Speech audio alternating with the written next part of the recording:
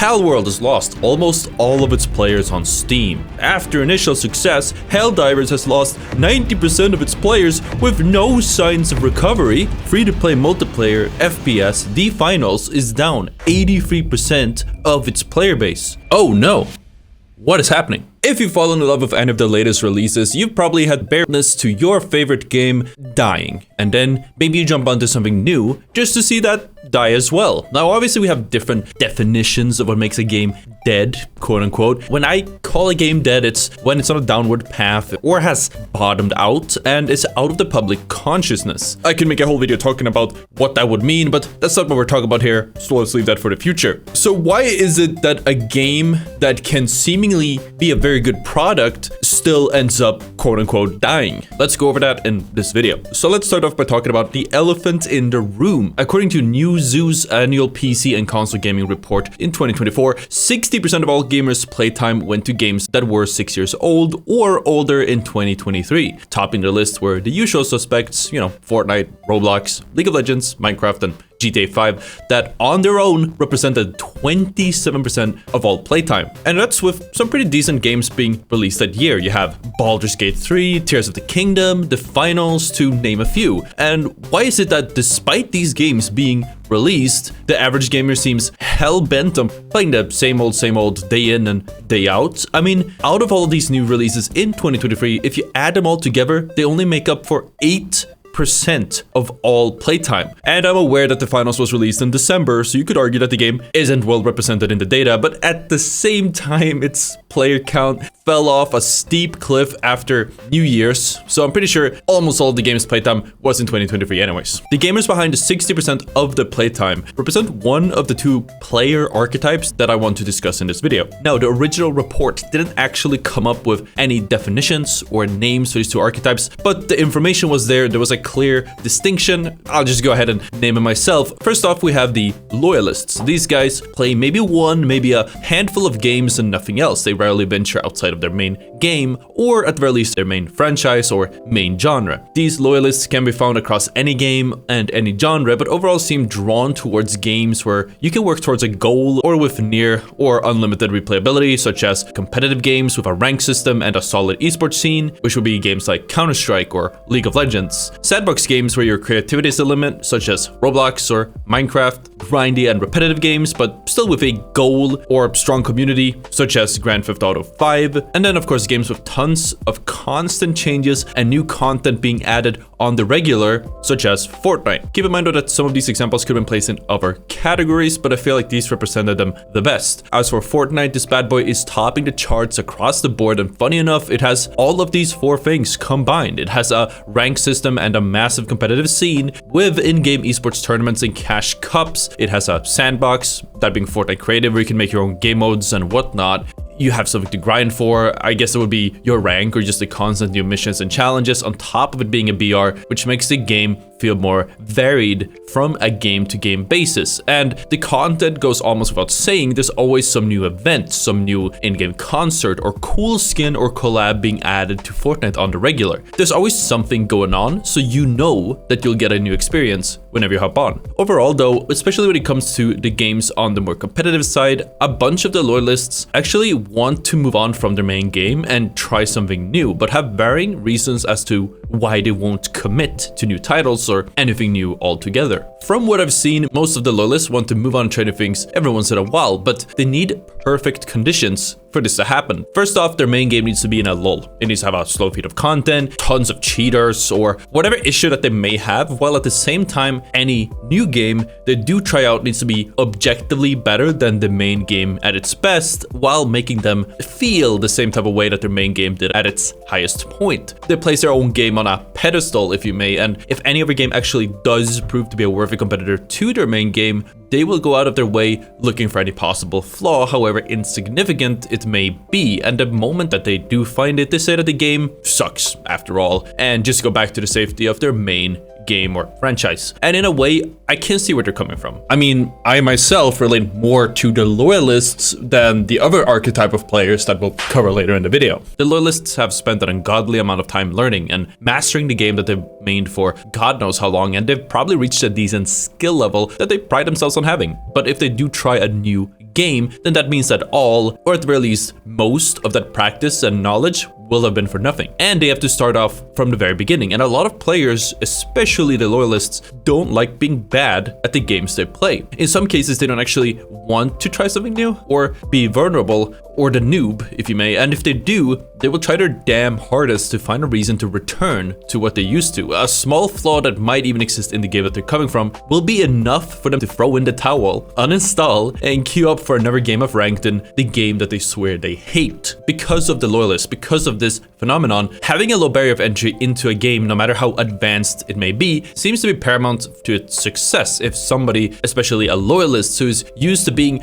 one of the best in the lobbies, boots up a new game and can't immediately feel like they have an impact, or even feel like they're good at the game that they're playing, then odds are that they won't stick through the learning curve and just outright quit to go back to what they're used to. I want to say that developers know this and have known about it for quite a while, which is why you see features that exist solely to give the new player a chance, or depending on who you ask, make them feel good about themselves. Usually at the cost of the experience of the higher end of the skill spectrum or the people that are already loyal to the game, but this is neither the time or place to be discussing that.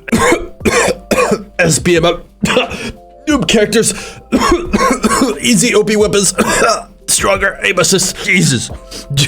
Oh man.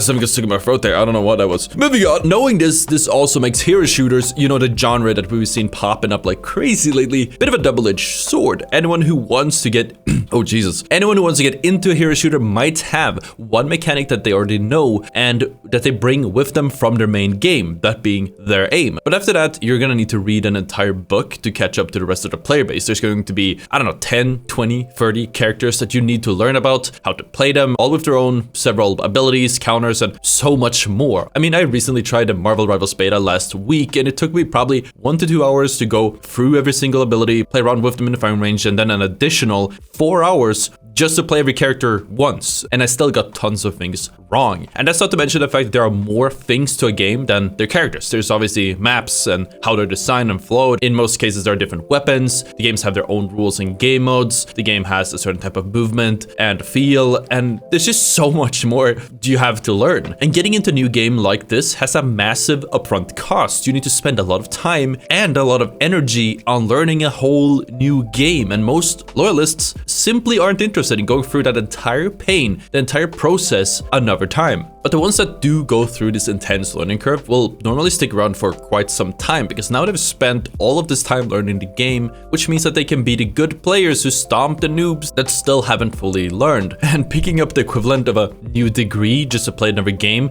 just isn't worth it unless you can actually get something out of it. So the overly critical loyalists aren't necessarily wrong when they're careful about trying out new games. There's a massive bar of entry to most games that release nowadays, and nobody wants to spend all that time and all that effort on something that will die shortly thereafter, which would mean that you would spend all this time getting good on something, but you won't actually get a chance to flex your skills or destroy those that are lower than you, both of which are two pretty considerably huge reasons why these people play competitive games. And if you disagree, you can disagree in the comments, but you know it's true. I really don't envy modern game developers who needs to make games that both are way better than any of their existing competitors, but still feel good in order to capture the new players and still, while kind of trying to keep the existing loyalists around. That being said, getting a loyalist to start playing a game and then to stick around afterwards is going to be the hardest part. Once you've got them hooked to the game and they have paid that upfront energy cost of actually learning it, then they're not going to go through this entire process for any other game. And you need to royally fuck up in order to actually lose your player base at this point. I'd say that the loyalists almost always seems to be leaning towards a live service style of game rather than the premium games and the ones where you only pay once and then you play the finished product. The loyalists will usually stick through the bad and play the game in between new content releases, you know, grinding ranked or whatnot,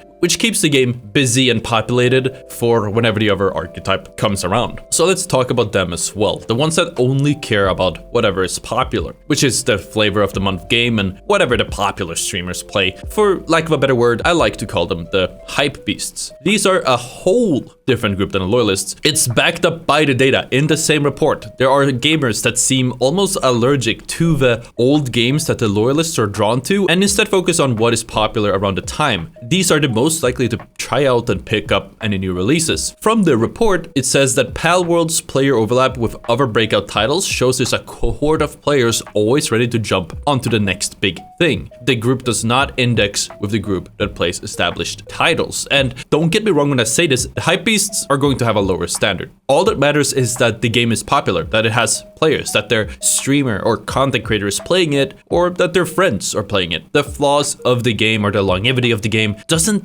really seem to matter as much as them having a good time first and foremost. One of the most common responses to criticism I see from this group of players is always going to be along the lines of, oh, this game is fun with friends. And I think that is a good way to sum them up. The hypebeasts rarely spend too much time building roots in their games of choice, and the second that public consciousness moves on from the flavor of the month game to the next, they are also more likely to jump ship to whatever is new. It's safe to say that the second the game that the hypebeasts currently are playing either loses its novelty or something new, shinier comes along, it's very likely that they'll hop onto the next thing rather than sticking around for any reason. Some of them might fall in love with the game and stick around for a little bit longer and become loyalists, but most of them simply don't spend that much time in one place.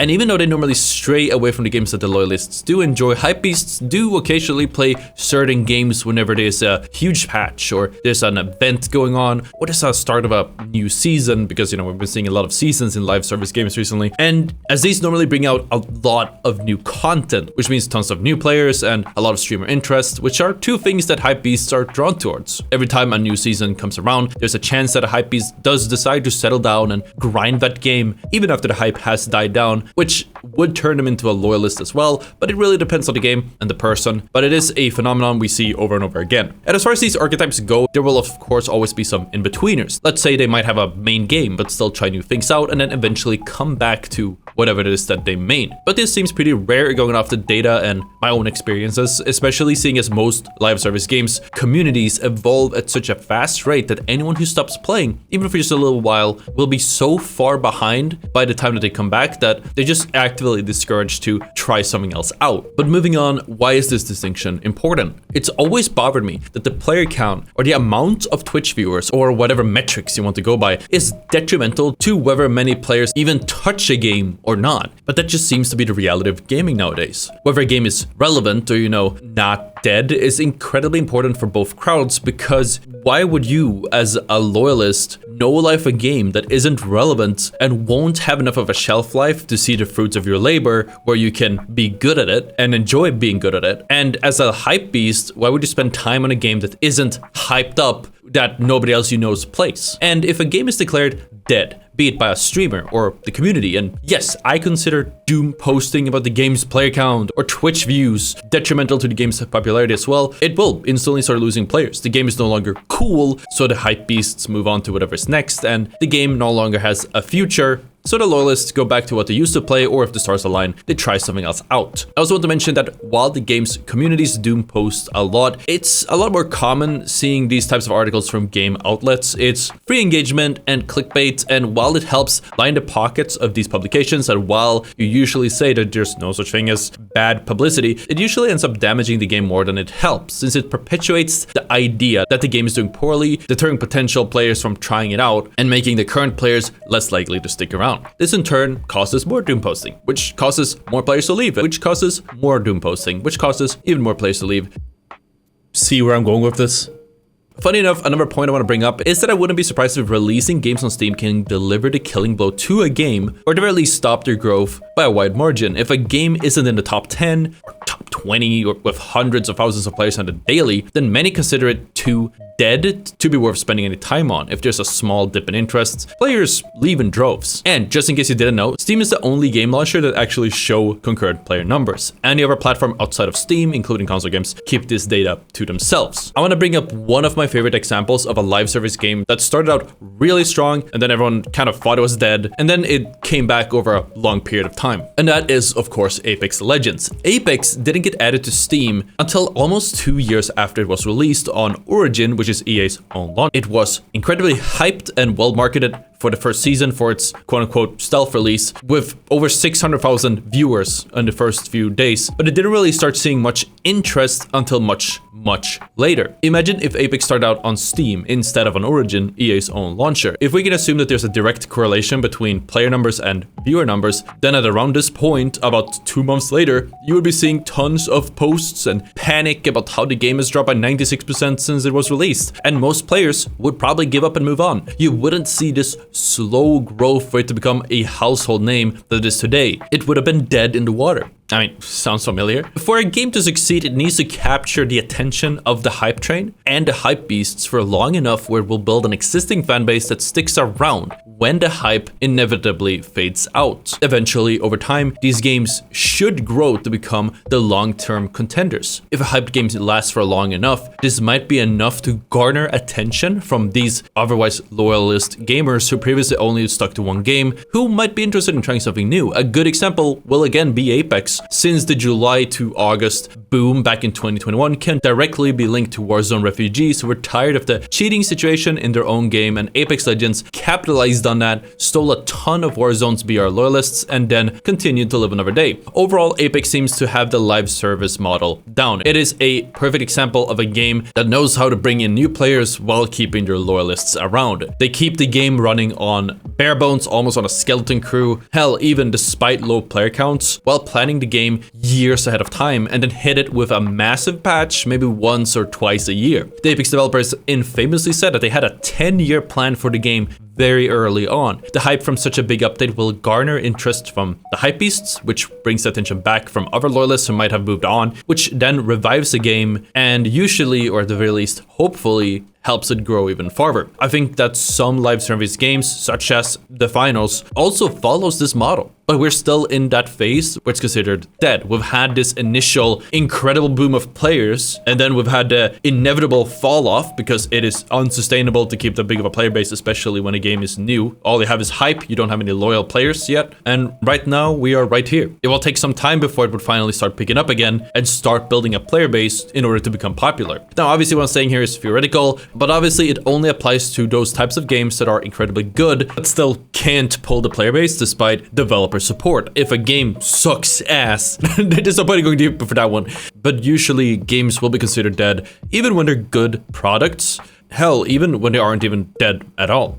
So I'm gonna do something that my English teacher would hate me for. I'm gonna change what the very definition of a dead game is for the sake of the video. And honestly, I think that's fine because everyone declares a game dead on a whim, even when it's far from dead. So even the finals, which yes, is down about 98% of its player base since release, is not dead. Why? Because at its lowest, it's still in the top 100 of games worldwide on Steam. It still receives regular patches from a dedicated studio with a clear plan. A game isn't dead as long as it has a decent amount of players, which I admit will be subjective. So let's say it's not dead until the developers say it is and pull the plug. And on the inverse, there are games out there that the developers have given up on that runs rampant with bots, with bugs or cheaters, and that haven't seen proper content or support for years, but are still carried by the communities. These are also not dead. Because if you have a good game and keep the lights on for just about long enough, then eventually, over time, you will have amassed enough of a core player base to stay alive and to keep growing. Your larger releases will bring in more hype beasts to try the game out, and they too will convert to loyalists over a long enough period of time. And maybe the reason that 60% of our playtime went to games that were 6 years or older isn't because they're that much better, or that gaming has degraded, we're no longer in the golden years. Maybe the other games follow the exact same plan, but they just haven't gotten to that part of their lifespan just yet. I mean, in the report we've been basing most of this from, we have Valorant, a game released in 2020. So despite for being around for less than half of the time than many of the games in the top 10, it still has amassed all of this playtime. And with how well it is already doing, if we give Valorant 3 more years, I'm sure it'll do even better. Not to mention that this only counts for PC because Valorant wasn't released on console until last month. And for anyone watching this video in the future, assuming people still are watching this video in the future, this was recorded in 2024. If we give a game like the finals 5 more years, at one point it might just swing around and become another hit, like Apex Legends, assuming they continue building it. Because at the end of the day, most of these games aren't actually dead, they're still in the building phase. And then They just need some more time to come around because gamers are so slow to change and even slower to even try new things out. But anyways, that's just some quick thoughts on the subject. If you guys have any thoughts, let me know in the comments. And if you guys want me to make more videos like this, let me know. I haven't done video essays in a really long time, and I do enjoy yapping and making them. So if people really like it, then I'll spend some more time on them. Anyways, thank you for watching. I'll see you all next time. Peace out, and bye-bye. Click the video. It's good. It's a good video.